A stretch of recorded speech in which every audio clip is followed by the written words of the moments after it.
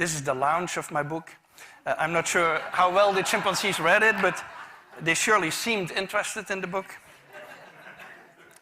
Now, in the process of doing all this work on power and dominance and aggression and so on, I discovered that chimpanzees reconcile after fights.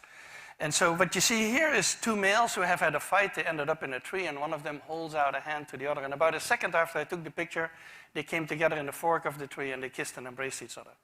Now, this is very interesting because at the time, everything was about competition and aggression, and so it wouldn't make any sense. The only thing that matters is that you win or that you lose. But why would you reconcile after a fight? That doesn't make any sense. This is the way bonobos do it. Bonobos do everything with sex, and so they also reconcile with sex. But the principle is exactly the same. The principle is that you have a valuable relationship that is damaged. And so I started getting interested in those issues and studying that in other animals.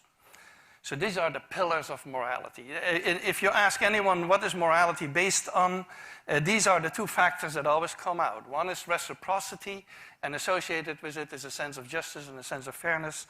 And the other one is empathy and compassion. And human morality is more than this, but if you would remove these two pillars, there would be not much remaining, I think, and so they're absolutely essential.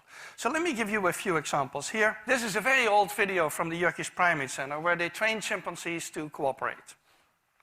So this is already about 100 years ago that we were doing experiments on cooperation. And what you have here is two young chimpanzees who have a box, and the box is too heavy for one chimp to pull in. And of course, there's food on the box, otherwise they wouldn't be pulling so hard. And so they're bringing in the box. And you can see that they're synchronized. You can see that they work together. They pull at the same moment. It's already a big advance over many other animals who wouldn't be able to do that.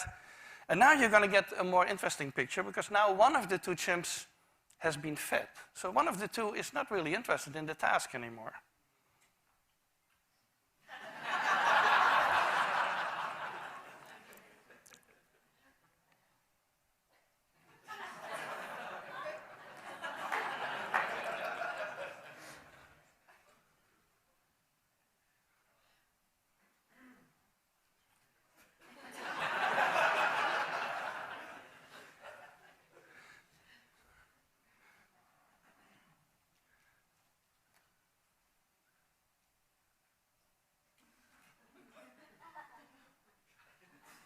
Now look at what happens at the very end of this.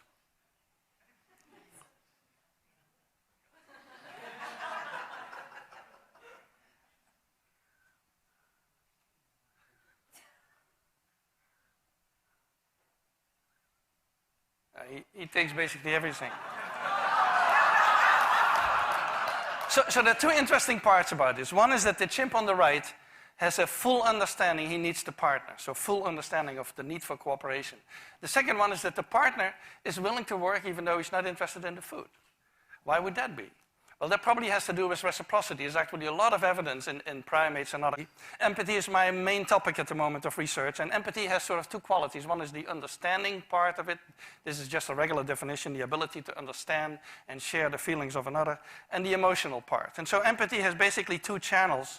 One is the body channel. If you talk with a sad person, you're going to adopt a sad expression and a sad posture, and before you know it, you feel sad. And that's sort of the body channel of emotional empathy, which many animals have. Your average dog has that also. That's actually why people keep mammals in the home and not turtles or snakes or something like that, who don't have that kind of empathy. And then there's a cognitive channel, which is more that you can take the perspective of somebody else. And that's more limited. There's few animals. I think elephants and apes can do that kind of thing, but there are very few animals who can do that. So synchronization, which is part of that whole empathy mechanism, is a very old one in the animal kingdom. And in humans, of course, we can study that with yawn contagion. Humans yawn when others yawn, and it's related to empathy. It activates the same areas in the brain. Also, we know that people who have a lot of yawn contagion are highly empathic. People who have problems with empathy, such as autistic children, they don't